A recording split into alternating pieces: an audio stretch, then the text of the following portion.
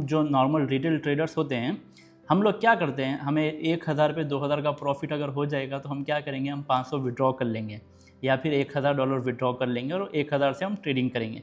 लेकिन वो बंदा $24,000 को 50,000 बनाने के बाद भी वो विड्रॉ नहीं किया, क्योंकि उसने वो पोजीशंस अभी तक क्लोज़ नहीं की थी। फिर उसने की वो पोजीशंस को मल्टीप्लाई, वो बस बाई ही कर रहा था गोल्ड। 2025 का अगस्त हो गया, फिर आ गया सितंबर। आप बस अंदाज़ा लगाइए, सितंबर के फर्स्ट मंथ में उसने 100K बना लिए थे वो अकाउंट में। अभी भी उसने प्रॉफिट बुक नहीं किया था और अभी तक उसने विड्रॉल नहीं लिया था। यहाँ से वो बस अपनी कैपिटल को बढ़ाता गया बढ़ाता गया बढ़ाता गया। सितंबर के महीने में उसने अपना पूरा अकाउंट बताया मुझे $3 लाख का हो गया था वो। $3 लाख और फ्लोटिंग प्रॉफिट चल रहा था उसको $1.5 लाख का, which is total all around $4.5 lakh उसके अकाउंट में चल रहा था प्रॉफिट। और वो बंदे की खासियत देखिए आप, उसने बहुत छोटे से शुरू किया था। वो 1000-2000 के अकाउंट्स उसने लॉस किए थे। कैसे कैसे उसने अपनी ट्रेंड फॉलोइंग वाली जो स्ट्रेटेजी है उसको अपनाया और उसको डिसिप्लिन के साथ कैसे फॉलो किया।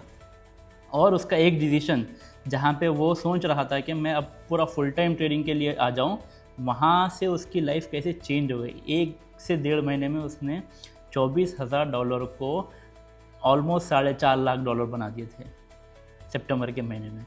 लेकिन वो $4,50,000 का प्रॉफिट देखने के बाद मेरे भी जहन से एकदम सब कुछ निकल गया था कि एक बंदा कितना डेडिकेशन से अपने अकाउंट को इतना ग्रो कर सकता है with in span of just 40 to 45 days. उसके लॉट्स इतने ठहर रहे थे, 7 लॉट, 8 लॉट, 15 लॉट, ऐसे ऐसे एक पिंचिंग ऑर्डर में वो इतना प्लेस कर रहा था। आप सोच कर देखिए कि 15 लॉट अगर आप एक क्लिक में मारेंगे तो आपका फ्लोटिंग PNL क्या चल रहा होगा MT4 या MT5 में आपके। तो वो बंदा $4.5 लाख का प्रॉफिट फ्लोटिंग चल रहा था। फिर वहाँ से उसने और एक्यूमुलेशन किया और इतना एक्यूमुलेशन किया कि 350 लॉट उसके अकाउंट में चल रहे थे अक्टूबर के महीने में। तो सोचिए ट्रेडर, 350 लॉट, 350 लॉट्स एक अकाउंट में चल रहे हैं जिसका बैलेंस 7 से 8 लाख डॉलर्स हो गया था। अक्टूबर का फर्स्ट वीक मुझे अच्छा याद है, अक्टूबर का फर्स्ट वीक उसके अकाउंट में $9 लाख थे, यानी $900,000, जो कि बस उसने $24,000 से बनाए थे। रवि की एक ख़ास बात ये भी मुझे लगती है कि रवि मुझे हमेशा ये बोलता था कि ब्रो मैं मार्केट से बात कर सकता हूँ, मार्केट मुझसे बात करती है। पता नहीं ये लाइन कहाँ से उसको आती थी, लेकिन ये बोलता था मुझे कि ब्रो मार्केट मुझसे बात करती है।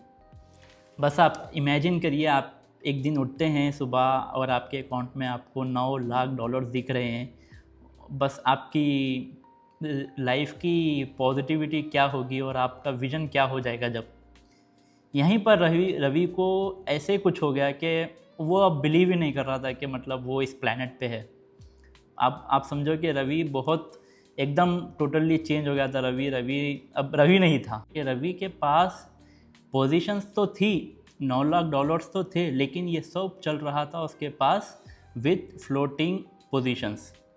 यानी आपके अकाउंट में $9 लाख है प्रॉफिट, लेकिन उसने अभी भी अपने बाइंग के पोजीशंस क्लोज नहीं किए थे। सोचिए ट्रेडर्स, बस आपके अकाउंट में $1 लाख आ जाए तो आप क्या करोगे। आप अपनी ट्रेडिंग हिस्ट्री पूरी कंप्लीट बंद करके आप कुछ ऐसा करोगे जिससे कुछ अलग रिटर्न्स आ जाएंगे आपकी लाइफ में। कहीं पे आप इन्वेस्ट कर दोगे जहाँ से 2-4% आ जाए आपको। लेकिन ये बंदा रवि इतना ईगोइस्टिक हो गया था, इतना अपनी स्ट्रैटेजी पे ओवरवेलमिंग हो गया था कि इसको स्टॉप लॉस जैसी कोई चीज़ याद ही नहीं थी। ये भूल गया कि स्टॉप लॉस क्या होता है और मार्केट में क्लोजिंग पोजीशंस क्या होती है। वो बंदा 350 से 400 लॉट लेकर ठहरा हुआ था अक्टूबर के 2nd and 3rd वीक में। और आपको पता होगा अक्टूबर में गोल्ड ने एक ही दिन में $350 का मूवमेंट किया था। उस दिन उसके पास सिर्फ और सिर्फ $60,000 अकाउंट में बचे हुए थे। $60,000 उसके अकाउंट में सिर्फ बचे हुए थे, जहां से वो कमा रहा था $9 लाख उसके अकाउंट में थे। उसकी एक पोजीशन ने उसको 100K का लॉस दिया। मैं जब रवि से बात कर रहा था तो रवि बता रहा था कि उसकी एक वो पोजीशन से उसने उसके हेजिंग में पोजीशन बनाई। फिर उसके दिमाग में आया कि मैं यहाँ से और बाई करूँगा। फिर अगले ही दिन गोल्ड ने और 100 पॉइंट्स का मूवमेंट नीचे दे दिया, तो उसको 2 पोजीशंस में ऑलमोस्ट 300K का नुकसान हुआ। $3 लाख का उसको 2 पोजीशंस में बस नुकसान हुआ। यहाँ से शुरू होती है ओवर ट्रेडिंग रवि की ज़िंदगी में। बस 2 हफ्तों में रवि ने $9 लाख को $60,000 पे लाकर छोड़ दिया। मेरे हिसाब से रवि बस मार्केट से नहीं हारा, रवि अपने आप से हारा। रवि जो 3 महीने से बिल्डअप कर रहा था, बस 72 आवर्स में उसने सब कुछ गंवा दिया। पूरा मार्केट को उसने वापस दे दिया जो उसने 3 महीने में मेहनत से कमाया था। आप सोच के देखिए कि एक इंसान जब इतना ईगोइस्टिक हो जाए और इतना एक ही चीज़ के ऊपर भरोसा कर ले कि भाई मेरी स्ट्रेटेजी 100% वर्क करेगी, और आपके अकाउंट में $9 लाख होने के बावजूद आप उसको क्लोज़ नहीं कर रहे, इसका मतलब क्या ही होगा आपके पास? कितना ईगो आपके दिमाग में भर गया है कि आप एक चीज़ को क्लोज़ ही नहीं कर पा रहे। एक्चुअल में रवि के साथ ओवर ट्रेडिंग की बीमारी ऐसे भी उसके दिमाग में फिट हो गई थी कि उसको लग ही नहीं रहा था कि वो गलती भी कर सकता है। उसको एक ऐसा गुमान हो गया था कि वो गलती बिल्कुल भी नहीं करेगा। भले एक बंदा जो 24,000 से आपको $9 लाख बना के दे दे, उसके बाद उसके पास ओवर कॉन्फिडेंस की क्या लिमिट होगी? कोई लिमिट नहीं है। वो बस इतना 100% फोकस हो गया था कि मार्केट में उसको बस हर चीज़ पॉजिटिव ही दिख रही थी, उसको नेगेटिव में या स्टॉप लॉस में उसको कोई दिलचस्पी ही नहीं थी। फिर आता है अक्टूबर का चौथा हफ्ता, जहाँ पर रवि के पास पूरे अकाउंट में एक ही नंबर दिख रहा था, वो था 0। सो हाँ ट्रेडर्स, उसने पूरा अपना कैपिटल गंवा दिया था, अपना पूरा प्रॉफिट, पूरा अपना जो इनिशियल कैपिटल से लेकर जो उसने $9 लाख बनाए थे वो सब रवि ने गंवा दिए with in span of just 72 hours. चौथे हफ्ते में रवि के पास कुछ नहीं बचा था। रवि ने अपनी ओवर ट्रेडिंग की दुनिया में इतना गैम्बल कर लिया अपने अकाउंट को कि उसको कुछ भी समझ में नहीं आ रहा था कि वो अपनी पोजीशंस को क्लोज़ करे या उसको हेज करे। यहाँ पर बहुत सारे ट्रेडर्स रिलेट कर सकते हैं कि जब आपको नुकसान हो रहा है तो आपको नुकसान को एक्सेप्ट करना पड़ेगा, लॉस को बुक करना पड़ेगा, ना कि आप उसको हेज करो विद अपोजिट पोजीशन। यानी आप जब हेज कर रहे हो, आप टेक्निकल लैंग्वेज में आप अपने ट्रेड को क्लोज़ कर दे रहे हो। लेकिन रवि के जैसे बहुत सारे ट्रेडर्स हैं जो अपने ट्रेड को लूज़ में कट नहीं करेंगे, लेकिन उसको हेज करके रखेंगे। उनको लगता है कि वो हेज से बाहर आ सकते हैं, लेकिन मैंने आज तक अपनी पूरी लाइफ में किसी को नहीं देखा कि कोई हेज से बाहर आया है। लेकिन उसके पास क्या प्रॉब्लम थी होगी?